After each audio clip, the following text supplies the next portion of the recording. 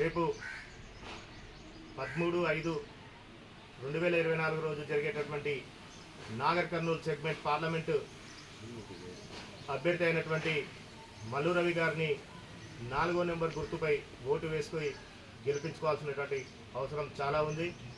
నేడు కాంగ్రెస్ పార్టీ చేస్తున్నటువంటి సంక్షేమ పథకాలు కానీ కాంగ్రెస్ పార్టీ చేస్తున్నటువంటి అభివృద్ధి ఫలాలు ఈ యొక్క పేద ప్రజలకు అందాలంటే ప్రతి ఒక్కరం కూడా కాంగ్రెస్ పార్టీ బలపరిచిన మల్లు రవి గారికి హస్తం గుర్తుపైన ఓట్లు వేసి గెలిపించాల్సినటువంటి అవసరం ఉంది.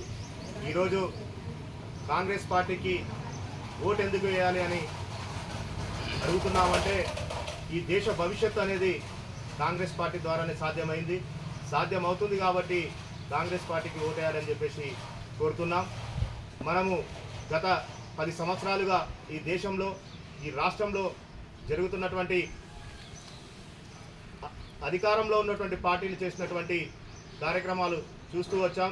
ఈ యొక్క దేశాన్ని పాలిస్తున్నటువంటి పార్టీ ఎక్కడ కూడా ప్రజల సంక్షేమం పైన దృష్టి పెట్టకుండా కులాలు మతాల పేరిట విధ్వంసాలకు తెరదీస్తూ అన్నదమ్ముల్లా ఉన్నటువంటి భారతీయులను విడగొట్టి మత పిచ్చితోటి ఓట్లు అడుగుతున్నటువంటి పార్టీ ఒకటి.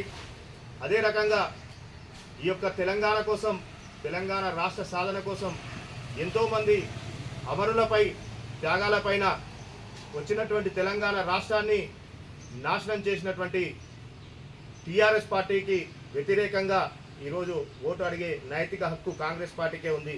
ఈరోజు తెలంగాణలో ఇచ్చింది తెలంగాణ రాష్ట్రాన్ని ఇచ్చింది కాంగ్రెస్ పార్టీ, రేపు అభివృద్ధి చేసేది కూడా కాంగ్రెస్ పార్టీ అని చెప్పేసి తెలియజేస్తున్నాను. ఈరోజు దేశవ్యాప్తంగా చూస్తే పేదవాడు పేదవాడిగానే మిగిలిపోయాడు, ధనికుడు వేల కోట్లకు పరుగులెత్తుతున్నాడు తప్ప ఎక్కడ కూడా పేదవాడు లాభపడేటువంటిది దాఖలాలు కనిపిస్తలేవు. కాంగ్రెస్ పార్టీ రేపు అధికారంలోకి వచ్చినప్పుడే ఏదైతే కాబోయే భావి ప్రధానమంత్రి రాహుల్ గాంధీ గారు చెప్పినట్టు ప్రతి ఒక్క సంక్షేమ ఫలాలు కూడా ఈ యొక్క పేద ప్రజలకు అందుతాయి. ఈరోజు బీజేపీ ప్రభుత్వం అవలంబిస్తున్నటువంటి తీరు, ఈరోజు బీజేపీ ప్రభుత్వం ప్రతి ఒక్క నిత్యావసర ధరలు కానీ పేదవాడికి అవసరమైనటువంటి ప్రతి దానిపైన కూడా విపరీతమైన రేట్లను పెంచి ఈరోజు 400 ఉన్న సిలిండర్ను 1100 చేసింది. 40 రూపాయలు ఉన్నటువంటి పెట్రోల్ను 100 రూపాయలు చేసింది.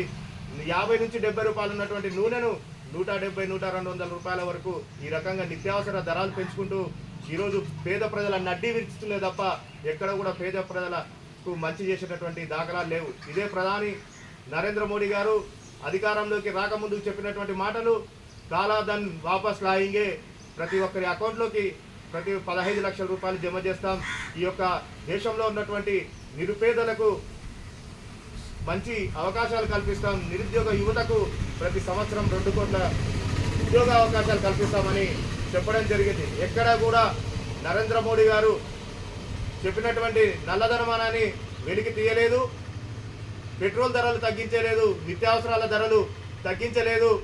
ఎక్కడ చూసినా ప్రతి వస్తువు పైన ధరలు పెంచుకుంటూ పోతూ పన్ను భారాలు మోపుకుంటూ పోతూ ఈరోజు మనపైనే ఆ భారాలు అనేది మోపడం జరుగుతుంది.